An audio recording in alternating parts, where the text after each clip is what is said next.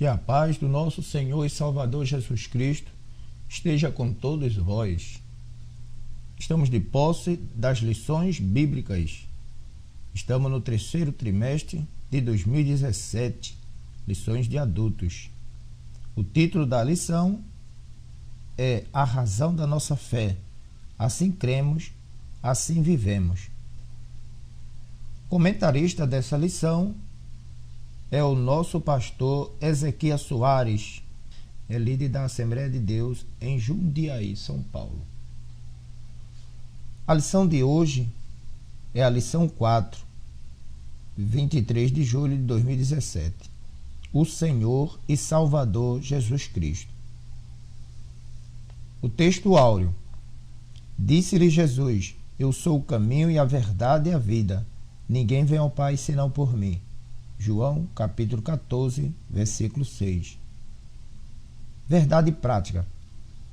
Cremos no Senhor Jesus Cristo, o Filho unigênito de Deus, plenamente homem e o único Salvador do mundo.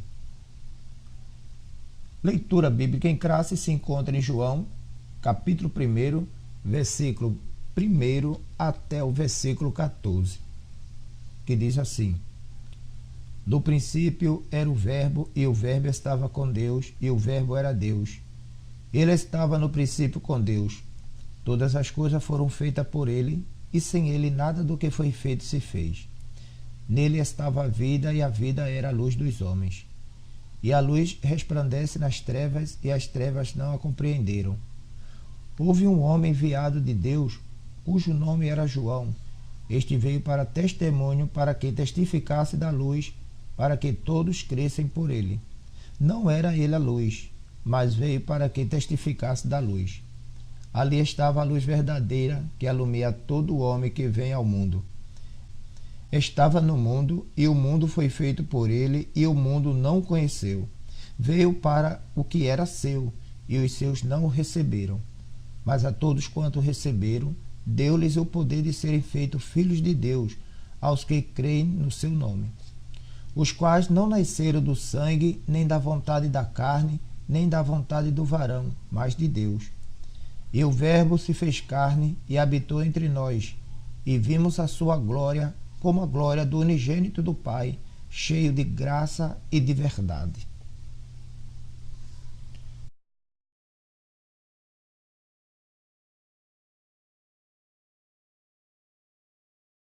Vamos agora ao comentário da lição, começando com a introdução. Há inúmeros pontos da cristologia dignos de ocupar a mente e o coração de todos os seres humanos. O nosso espaço aqui é exíguo ou pequeno para um estudo completo. Temos de nos contentar com alguns pontos relevantes sobre a verdadeira identidade de Jesus. A provisão do Antigo Testamento sobre a obra redentora de Deus em Cristo é rica em detalhes. Os escritores do Novo Testamento reconhecem a presença e a obra de Cristo na história da redenção, nas suas instituições e festas. O nosso enfoque aqui é a verdadeira identidade de Jesus. Primeira parte da lição: o Filho unigênito de Deus. Primeiro tópico: o Filho de Deus. O apóstolo João explica o motivo que o levou a escrever o seu evangelho com as seguintes palavras: Estes, porém, foram escritos para que creiais que Jesus é o Cristo, o Filho de Deus, e para que, crendo, tenhais vida em seu nome. Se encontra em João, capítulo 20, versículo 31. Temos aqui dois pontos importantes. O primeiro é sobre a identidade de Jesus. Ele é o Cristo e o Filho de Deus. O outro é o motivo dessa revelação: a redenção de todo aquele que crê nesta verdade. É de toda importância saber o significado do título Filho de Deus. A profecia de Isaías anuncia: porque um menino nos nasceu, um filho se nos deu. Isaías capítulo 9, versículo 6. Note que o menino nasceu, mas o filho, segundo a palavra profética, não nasceu, mas se nos deu. O nascimento desse menino aconteceu em Belém, mas o Filho foi gerado desde a eternidade. João capítulo 17, versículo 5 e o versículo 24. Pois transcende a criação, e ele é antes de todas as coisas, e todas as coisas subsistem por ele. É como disse Anastásio, em resposta aos arianistas, referindo-se à eternidade de Jesus. O Pai não seria Pai se não existisse o Filho. Segundo tópico, significado. O significado do termo Filho nas Escrituras é amplo, e uma das acepções diz respeito à mesma natureza do Pai. Quando Jesus se declarou Filho de Deus, ele estava reafirmando sua divindade, e os judeus entenderam perfeitamente a mensagem. O mestre disse: Eu e o Pai somos um. João capítulo 10, versículo 30. E mais adiante, no mesmo debate com os judeus, Jesus esclareceu o significado de ser Filho de Deus, aquele a quem o Pai santificou e enviou ao mundo. Vós dizeis blasfemas, porque disse: Sou Filho de Deus? João capítulo 10, versículo 36. Alegar que Jesus não é Deus, mas o Filho de Deus, como fazem alguns, é uma contradição. Terceiro tópico, significado de unigênito. Isso se encontra em João capítulo 1, versículo 14, a parte B desse versículo. A etimologia do termo unigênito, monogênes, em grego, indica a deidade do Filho. Essa palavra só aparece 9 vezes no Novo Testamento, sendo 3 em Lucas, uma em Hebreus e as outras 5 em referência a Jesus nos escritos joaninos.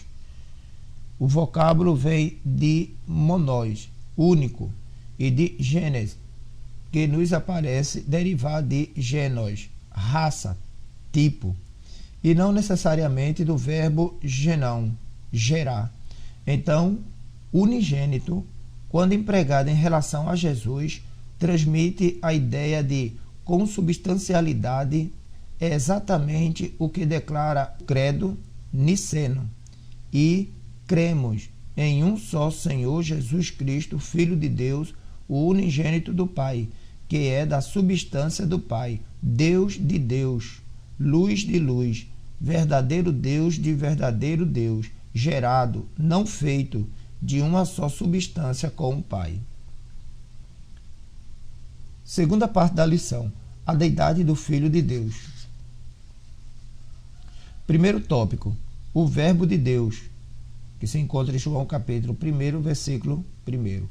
O Verbo é a palavra do grego logos, o termo Deus, aparece 2 vezes nessa passagem, uma delas em referência ao Pai, e o Verbo estava com Deus. Aqui temos uma indicação do relacionamento intratrinitariano, ou seja, entre a Trindade, antes mesmo da fundação do mundo. A preposição grega pros, usada para com nessa segunda cláusula, diz respeito ao plano de igualdade e intimidade, face a face, além de mostrar a distinção entre o Pai e o Filho. Um golpe mortal contra o sabelianismo.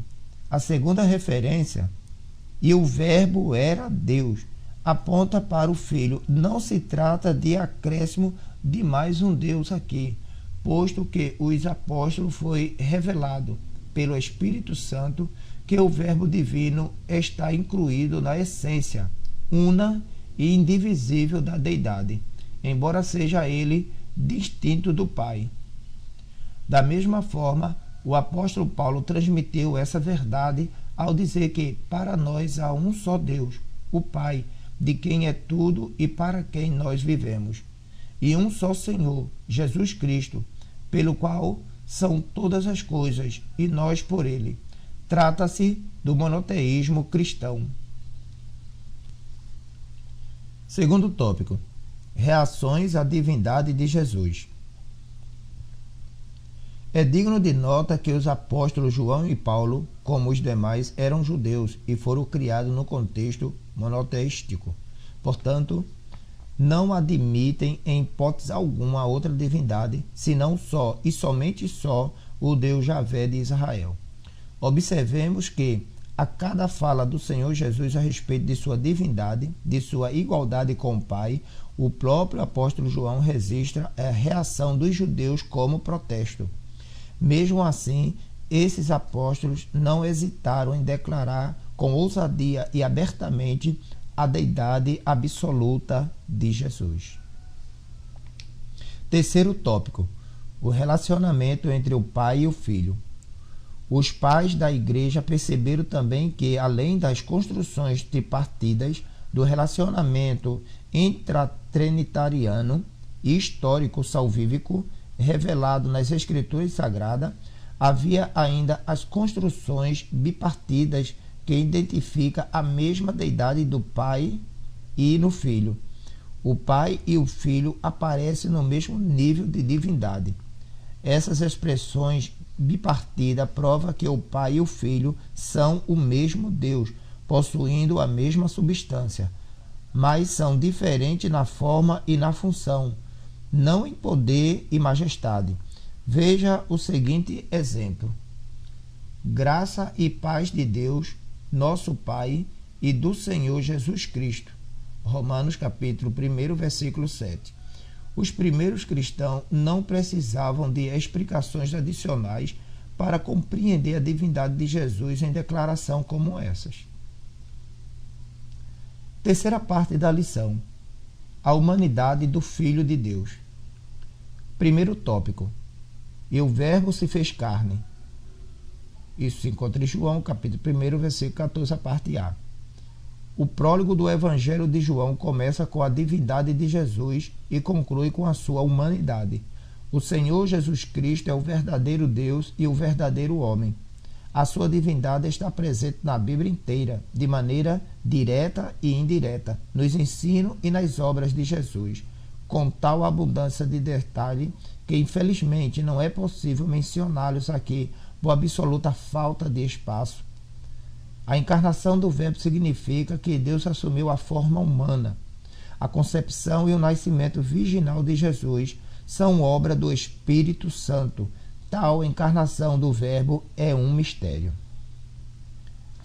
Segundo tópico: características humanas.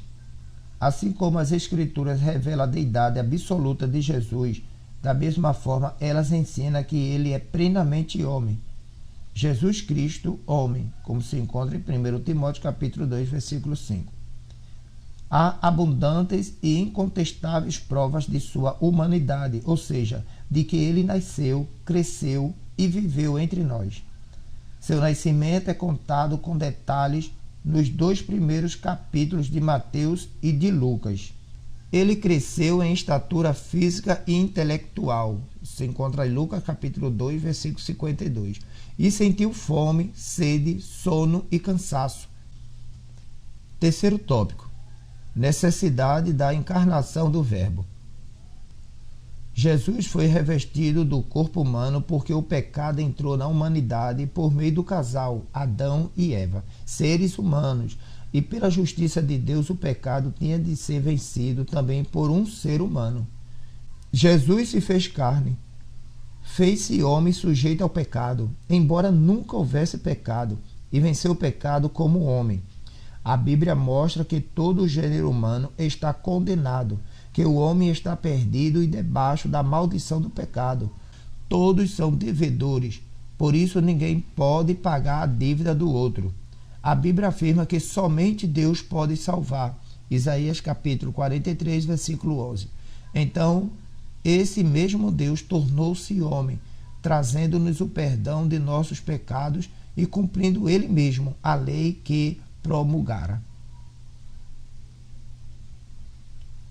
Conclusão da lição: o Senhor Jesus Cristo é a mais controvertida de todas as personagens da história, porque é o único que é o verdadeiro Deus e o verdadeiro homem, e a sua verdadeira identidade só é possível pela revelação. Isto revela a sua divindade. Que Deus continue abençoando a todos vocês. Amém.